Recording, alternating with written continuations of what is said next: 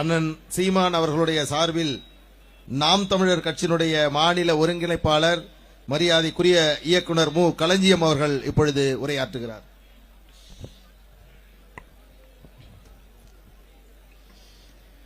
சாதிவாரி சர்வே நடத்து என்று தமிழக அரசுக்கு கோரிக்கை வைத்து நடந்து கொண்டிருக்கிற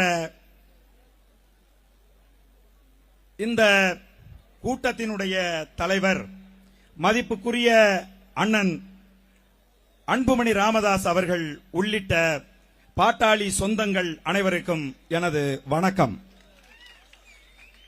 இந்த நிகழ்விலே எங்கள் நாம் தமிழர் கட்சியினுடைய தலைமை ஒருங்கிணைப்பாளர் பெருமதிப்புக்குரிய அண்ணன் செந்தமிழன் சீமான் அவர்கள் கலந்து கொண்டு பேசுவதாக இருந்தது. மதிப்புக்குரிய அண்ணன் வழக்கறிஞர் பாலு அவர்கள் அந்த அன்பு வேண்டுகோளை எங்கள் அண்ணனுக்கு வைத்திருந்தார். ஆனால் ஏற்கனவே திட்டமிட்டிருந்த வேலைகளின் நிமித்தமாக அண்ணனின் சார்பில் உங்கள் முன்னால் நான் நின்று கொண்டிருக்கிறேன். இங்க இதுக்கு முன்னாடி சாதிவாரி கணக்கெடுப்பு அப்படின்னு சொல்லிதான் நிறைய கூட்டங்கள் நடந்தது. இங்கு பேசிய தலைவர்கள் கூட சாதிவாரி கணக்கெடுப்பு எடுக்க வேண்டும் என்கின்ற கோரிக்கையை தான் முன்வைத்து பேசினார்கள். ஆனால் இங்கே பிடித்திருக்கக்கூடிய பதாகைகள்ல சாதிவாரி சர்வே எடுக்க வேண்டும் என்று பதிவிடப்பட்டு இருக்கிறது. இதுதான் இதுல இருக்கக்கூடிய நுட்பமான விஷயம். இதுதான் சாதிவாரி கணக்கெடுப்பு எடுக்க வேண்டும் என்று மாநில அரசுக்கு நீங்கள் கோரிக்கை வைத்தால் மாநில அரசு அதற்கான அதிகாரம் எங்களுக்கு இல்லை, அது மத்திய அரசுக்கு தான் இருக்குன்னு சொல்லும். 1948 இந்திய அரசியலமைப்பு சட்டத்தில் கொண்டு வந்த திருத்தத்தின்படி 69வது பிரிவு சாதிவாரி கணக்கெடுப்பை எடுக்கிறதுக்கான உரிமை மத்திய அரசுக்கு தான் இருக்குன்னு சொல்லுது. அப்படின்னா இன்றைக்கு நடந்து கொண்டிருக்கக்கூடிய இந்த கூட்டத்தில் சாதிவாரி சர்வே எடு என்று சொல்லுகிறார்களே, அது என்ன? புள்ளி விவர திருத்த சட்டம் 2008, புள்ளி விவர திருத்த சட்டம் 2008 என்கின்ற ஒரு சட்டத்தை 2008 நம்ம ஊருக்காரு அரியலூரை சேர்ந்த ஆந்திராவினுடைய ஆளுநராக இருந்த மதிப்புக்குரிய டாக்டர் சி ரங்கராஜன் அவர்கள், அதாவது ரிசர்வ் வங்கியினுடைய 19வது ஆளுநராக இருந்த தமிழருடைய தலைமையில ஒரு சட்டம் கொண்டு வந்தாங்க. அந்த புள்ளி விவர சட்டம் 2008 மாநிலத்துக்கு தன்னாட்சி அதிகாரம் கொடுக்குது. ஒரு மாநில அரசு நினைத்தால் எந்த ஒரு புள்ளி விவரத்தையும் எடுக்கலாம், அதை மத்திய அரசு தடுத்து நிறுத்த முடியாது. இன்னைக்கு எல்லாரும் நம்ம சொல்றோம் பீகாரில் சாதிவாரி கணக்கெடுப்பு எடுத்து விட்டார்கள் என்று நாம் எல்லாருமே சொல்றோம். பீகார்ல சாதிவாரி கணக்கெடுப்பு எடுக்கவில்லை. என் அன்பான உறவுகளை, பீகார்ல சாதிவாரி சர்வே தான் எடுத்தாங்க. சாதிவாரி கணக்கெடுப்பு எடுக்கிறோம்னு எந்த இடத்திலையும் பீகார் அரசு அறிவிக்கவே இல்லை. 2003 ஆகஸ்ட்ல பாட்னா உயர்நீதிமன்றத்தில் வழக்கு போட்டான்.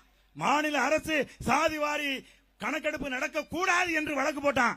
நீதிமன்றம் என்னடான்னு கூப்பிட்டு மாநில அரசை விசாரித்து விட்டு, ஐயா நாங்கள் இந்த புள்ளி விவர திருத்த சட்டத்தின்படி, புள்ளி விவர திருத்த சட்டம் 2008 படி என் மாநிலத்தில் இருக்கிற சாதிகளை நான் கணக்கெடுக்கிறேன், அது எனது தன்னாட்சி அதிகாரம் என்று மாநில அரசு சொன்னதும் பாட்னா உயர்நீதிமன்றம் அந்த வழக்கை தள்ளுபடி செய்தது. மாநில அரசு வழக்கை எடுத்துச்சு. நீ ஒரு பஞ்சாயத்து போர்டு, ஊர்ல இருக்கக்கூடிய ஊராட்சி மன்றம் நினைத்தால் இந்த புள்ளி விவரம் 2008 பயன்படுத்தி அந்த ஊரிலே இருக்கிறவன் படிச்சவன் எத்தனை பேரு, படிக்காதவன் எத்தனை பேரு, எந்த புள்ளி விவரத்தையும் அந்த சட்டத்தை கொண்டு எடுக்கலாம். அதை தான் இந்த கூட்டத்தில் இங்க பிடிச்சிருக்கக்கூடிய பதாகைகள் எல்லாம் போட்டிருக்காங்க. சாதிவாரி சர்வே எடுக்க மறுப்பு என்று மிக தெளிவா போட்டிருக்காங்க. பாட்டாளி மக்கள் கட்சிக்கு ஒரு பெரிய வரலாறு இருக்கு. தமிழ் ஈழத்திலே இறந்து கொண்டிருக்கக்கூடிய நம்முடைய குருதி உறவுகளுக்காக இறந்தவர்களை நாம் பார்த்திருக்கிறோம். இந்திய எதிர்ப்பு போராட்டத்தில் இந்தியை எதிர்க்க வேண்டும் என்று இறந்து போன தமிழர்களை நாம் பார்த்திருக்கின்றோம். ஆனால் பாட்டாளி மக்கள் கட்சியினுடைய ஆக சிறந்த வரலாறு என்ன அப்படின்னு கேட்டா, இடஒதுக்கீட்டுக்காக தன்னுடைய இன்னுயிரை ஈந்த மக்கள். அதனால சாதிவாரி கணக்கெடுப்பு இப்பதான் சரியான புள்ளிக்கு வந்திருக்கு. எந்த புள்ளிக்கு? இந்த சாதிவாரி சர்வே சர்வே எடுக்கிறத தடுக்கிறதுக்கு மத்திய அரசுக்கு எந்த தகுதியும் இல்லை. புள்ளி விவர சட்டம் 2008 மாநில அரசுக்கு கொடுத்திருக்கக்கூடிய தன்னாட்சி அதிகாரம். இது ஏன் ஐயா மு.க. ஸ்டாலின் அவர்களுக்கு தெரியாதா? அங்க இருக்கக்கூடிய சட்டமன்ற ஆலோசகர்கள் யாரும் அவங்களுக்கு சொல்லலையா? நீங்க நல்லா யோசிச்சு பாருங்க. சொல்லி இருப்பாங்க, தெரியும். கணக்கெடுத்தா என்ன தெரிஞ்சிடும், அவர்கள் எந்த எண்ணிக்கையில இருக்காங்கன்னு தெரிஞ்சிடும்.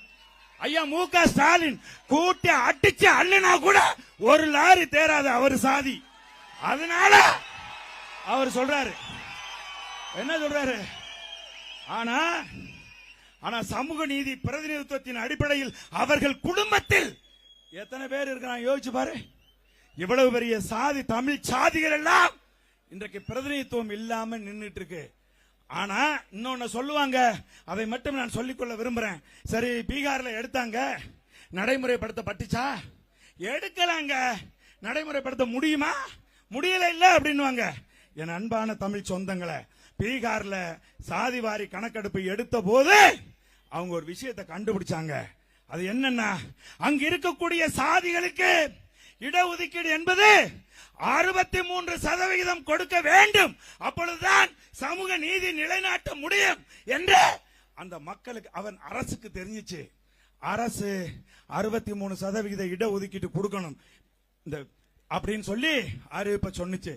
ஆனால் இந்திய அரசியலமைப்பு சட்டம் இந்திரா சாவானி வழக்குல ஒரு தீர்ப்பு சொல்லியிருக்காது. என்னன்னா 50% மேல இடஒதுக்கீடு கொடுக்க கூடாது என்கின்ற ஒரு தீர்ப்பின் அடிப்படையில் பீகார் எடுத்த அந்த சாதிவாரி சர்வேயை நிறுத்தி வச்சிருக்காங்க.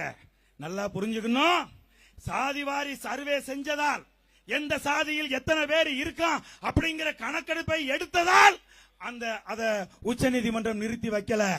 அவங்க உச்சநீதிமன்றம் கொடுத்திருக்கக்கூடிய 50% இடஒதுக்கீட்டுக்கு மேல இடஒதுக்கீடு கேட்கறதுனாலதான் அவங்க தடுத்து நிறுத்தி வச்சிருக்காங்க.